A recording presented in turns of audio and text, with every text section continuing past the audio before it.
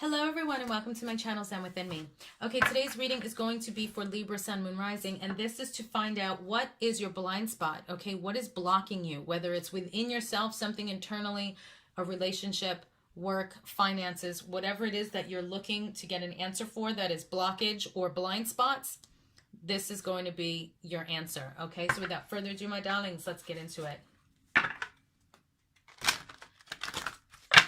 Guides, guardians, ancestors, angels, and ancient gods, please give me clear and concise messages for Libra, Sun, Moon, Rising.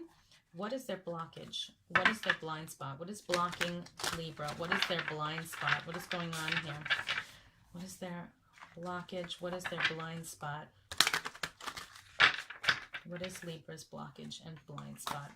Now, if you'd like to purchase this reading for yourself, you can go to my Etsy shop, Zen Within Me. I have the readings available for you there. Okay, so Libra, what is your blockage? What is your blind spot? What is Libra's blockage or blind spot? Okay. All right, so since this is a general reading, you got two cards that came out. And for some of you, you might have two issues. Oh my God, I can't believe this.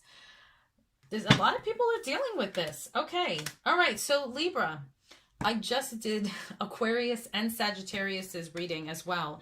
All three of you got number 25, this sigil, which is resistance. I'm going to read this a third time. I'm going to have this page memorized by the time I'm done with this.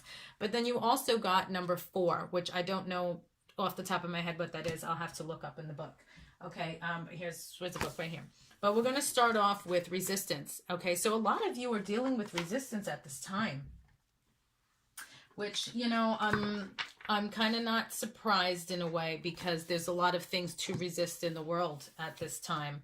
A lot of things going on that shouldn't be going on. So we're all pretty much in a place of resistance because, you know, we don't want to be forced to do things and, you know, so on and so forth. But let me just read this for those of you that are dealing with resistance in a relationship or internally with yourself. Okay, so we have resistance. If you have drawn the sigil, okay, you are in resistance.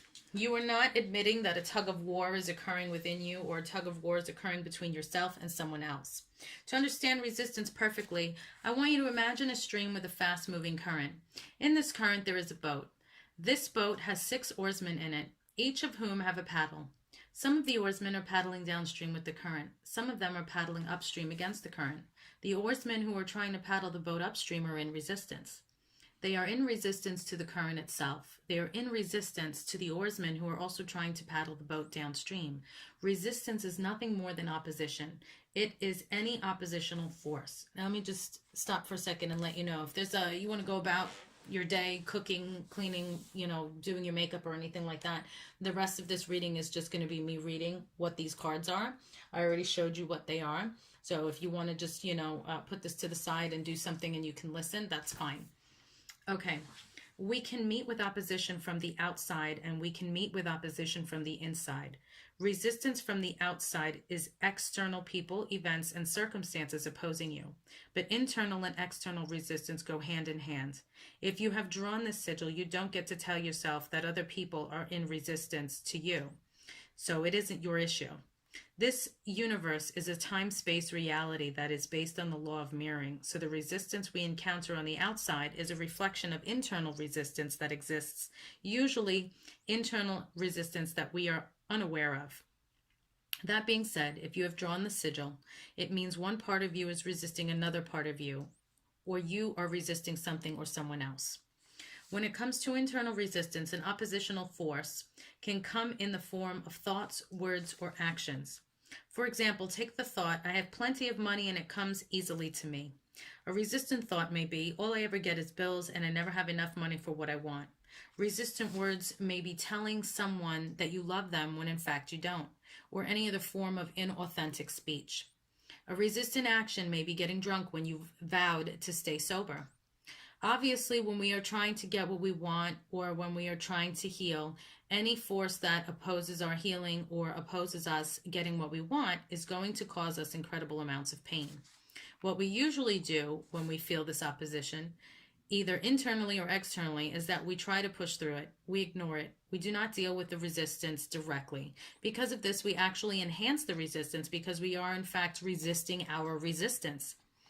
What we have to do is to become aware of the resistance we have and directly address it in order to create some alignment there so that we can have all our personal energy going in the same direction. This will reflect externally in the world as external circumstances working with us instead of against us. What we need to do is to dive down and pull up the anchor so we can set sail, not try to improve our sails so the boat can move despite the drag of the anchor. Another metaphor is that we need to get the oarsmen who are paddling against the current to paddle with the current instead. The process you must go through to resolve the resistance is going to be determined by the specific circumstances. But one thing to remember is that your resistance deserves to be treated as valid and important regardless of whether or not it is about something true or real, If you do not treat it this way, if you approach resistance with resistance by already deciding that it is stupid or shouldn't be there or needs to change its stance, you will not be able to listen to that resistance and understand it with enough compassion to resolve it. You will also not be able to arrive at your personal higher truth in any given situation. Sometimes when we become aware of the aspects of us that are in resistance, we find that instead of opposing our true desires, they point to even deeper desires, and that going in the direction we were intent on going was, in fact, the opposite of what was best for us. Everyone experiences resistance in their lives and in themselves.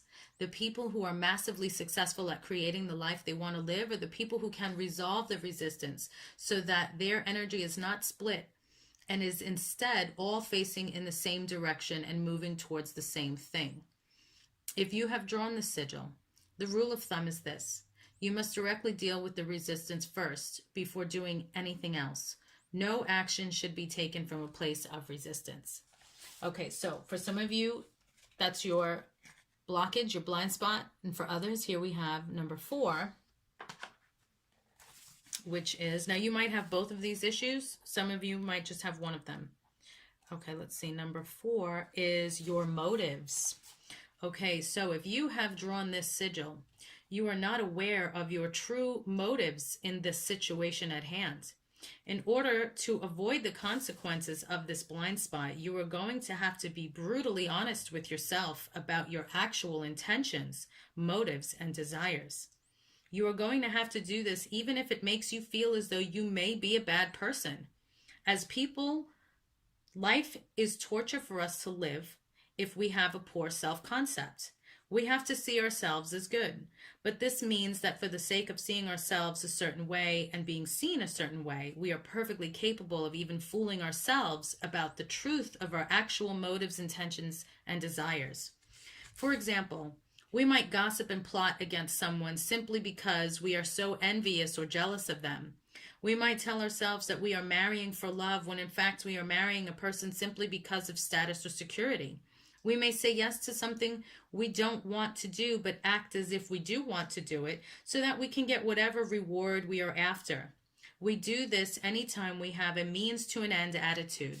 We may be acting two-faced, which is always an indication that our true motive is being hidden. We may pay the bill simply because we want to force people at the table to be indebted to staying up allied with us, as is so often the case when someone does something to displease us and we say, after everything I have done for you. The problem, the problem isn't the motive itself. The problem is we are fooling ourselves about it and fooling others about it. This makes it deceit.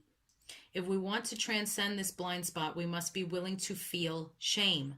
We must be willing to really admit to ourselves what our actual motives, intentions, and desires are, even if doing so makes us see ourselves as bad or wrong. Otherwise, we are leading ourselves and others straight down the path of suffering. All right, so Libra, those are your messages. Thank you so much for liking, sharing, watching, and subscribing. If you want to purchase this reading for yourself, go to my Etsy shop, Zen Within Me. I have all of my spell products there, as well as at my website, zenwithinme.com, my oracle cards and everything there. Everything's down below in the description box. Peace and love, guys. Stay safe, and I will see you in the next reading.